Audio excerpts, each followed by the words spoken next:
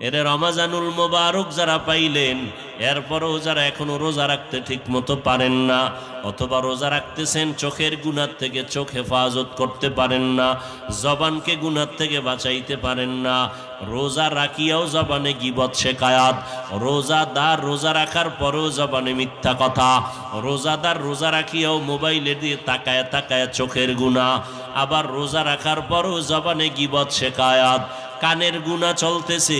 এই রোজা তো আল্লাহর কাছে পরিপূর্ণ নাজাতের কারণ হবে না।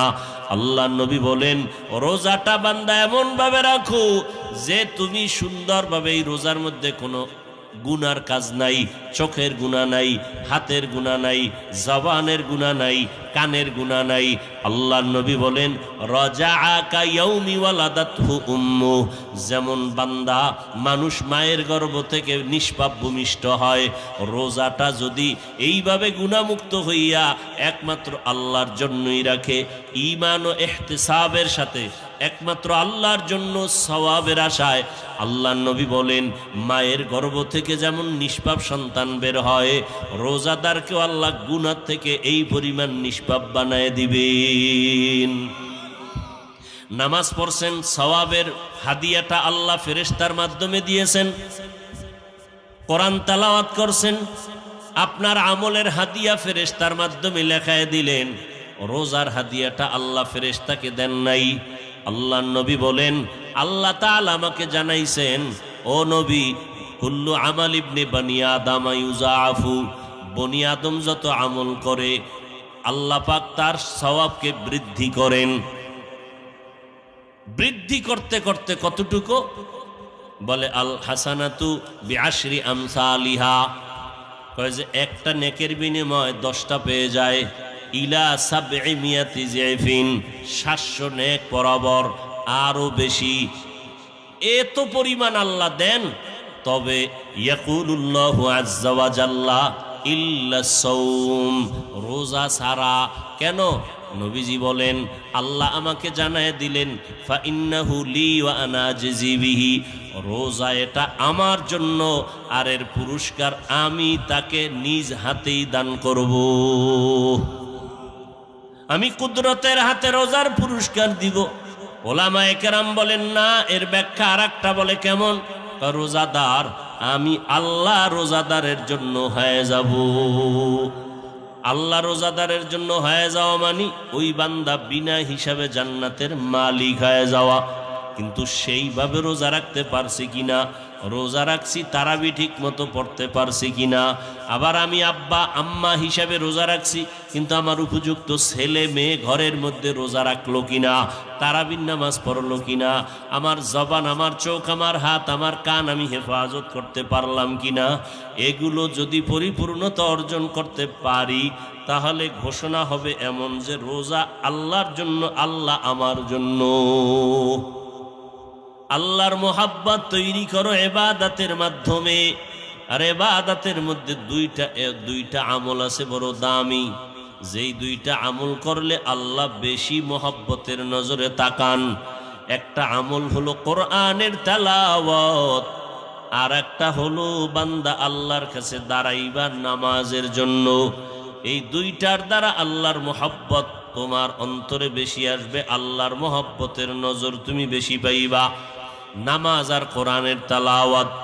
কারণ এই জমিনের মধ্যে আল্লাহ তাআলা এমন একটা কিতাব কোরআন দিয়েছেন, যে কিতাবটা ধরলেও কলিজা ঠান্ডা হয়, সওয়াব হয়। যে কিতাবের দিকে চোখ দিয়ে তাকাইলেও চোখের পাওয়ার বেড়ে যায়। এই কিতাবের আওয়াজটা শুনলেও অন্তর ঠান্ডা হয়ে যায়। আমি তেলাওয়াত করলে যেই পরিমাণ সওয়াব পাবো, আপনারা শুধু শুনবেন তাতেও সেই পরিমাণ সওয়াবের অধিকারী হবেন। কোরআন এমন একটা কিতাব, হিন্দু বৌদ্ধ ইহুদি খ্রিস্টান পর্যন্ত এই কোরআন দেখিয়া তারা নিজেরা গবেষণা করে। কত হিন্দু কোরআনের তরজমা করলো, সমস্ত বিধর্মীরা পণ্ডিত যারা তারা কোরআন রিসার্চ করতে থাকে, কিন্তু আজও পর্যন্ত দুশ্মনীও কম করে নাই, কোরআন বন্ধ করতে পারে নাই, কোরআনের আওয়াজকেও বন্ধ করতে পারে নাই। কারণ আল্লাহ পাক চ্যালেঞ্জ করে দিয়েছেন, কোরআন এটা আমার কালাম, এবং এটার হেফাজতের জিম্মাদার আমি আল্লাহ নিয়েছি। দুনিয়ার কেউ ক্ষতি করতে পারবে না। এই বাংলাদেশের জমিনের ভেতরে বেঈমানদের পাঁচাটা গোলাম ইস্ট ইন্ডিয়া কোম্পানি ছিল, একটা ইস্ট ইন্ডিয়া কোম্পানি।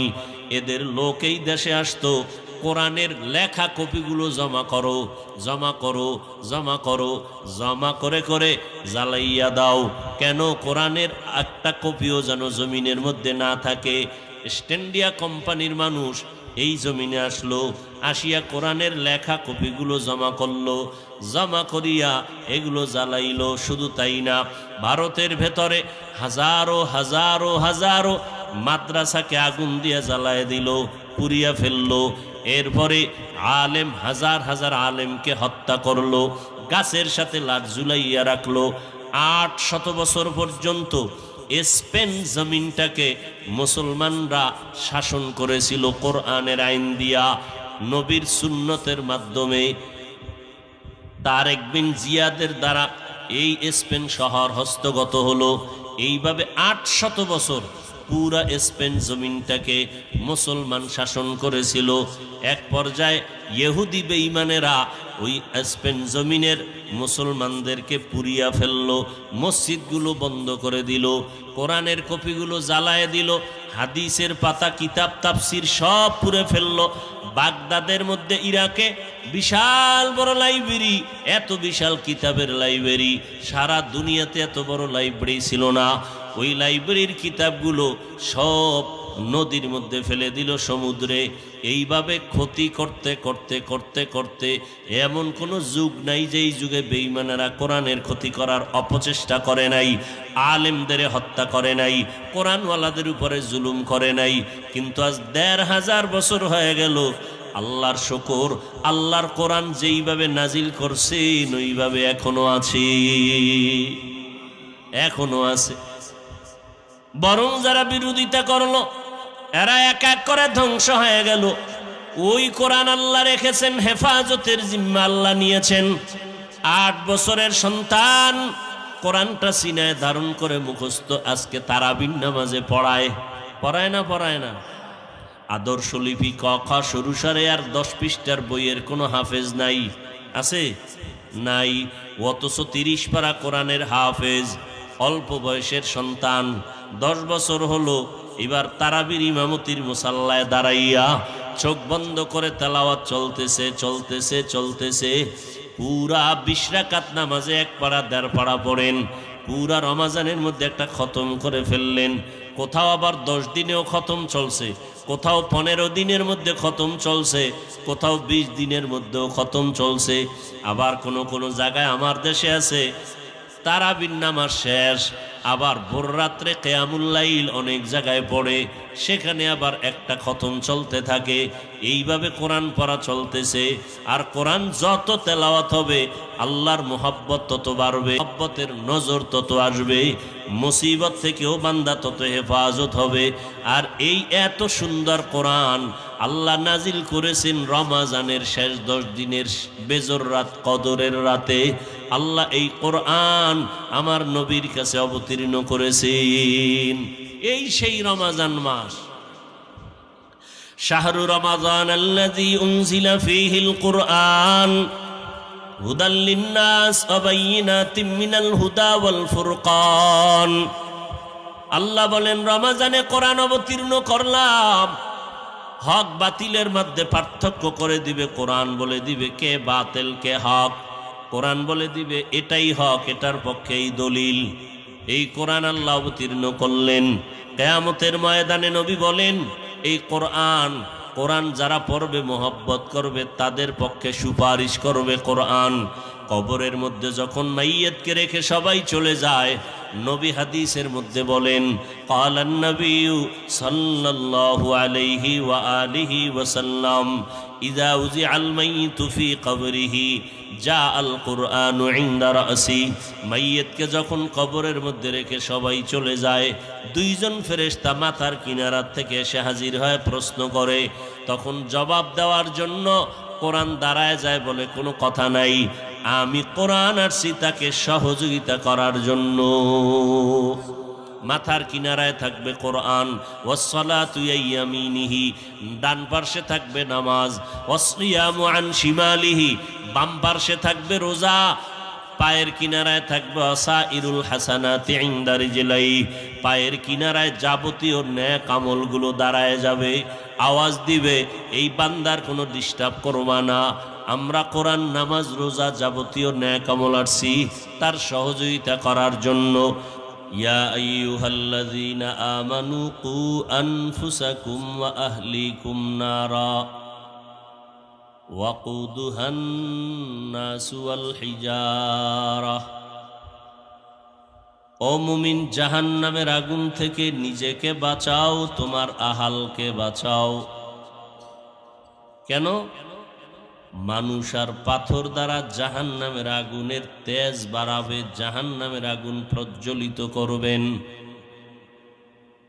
তো আগুন থেকে বাঁচবেন মানে যেই কাজ করলে আগুনে জ্বলতে হবে ওই কাজ থেকে বাঁচো। ওই কাজের নাম গুনাহ। ওই কাজের নাম কি? গুনাহ। অতএব গুনাহ থেকে বাঁচো। প্রথম নিজে বাঁচো, তারপরে আহালকে বাঁচাও। আপনি নামাজ পড়বেন না, সন্তানকে নামাজ পড়ার হুকুম দিবেন না এমন না। আপনাকেও নামাজ পড়তে হবে, আপনার আহালকেও নামাজের দাওয়াত দিতে হবে। আপনিও রোজা রাখবেন, আপনার আহালকেও রোজা রাখাবেন। আপনিও পর্দা করবেন, আপনার আহালকেও পর্দা করাবেন। আপনি গুনাহ থেকে নিজের হাতকে বাঁচাবেন, আপনার সন্তানের হাতকেও বাঁচানোর চেষ্টা করবেন। আপনার জবানকে গুনাহ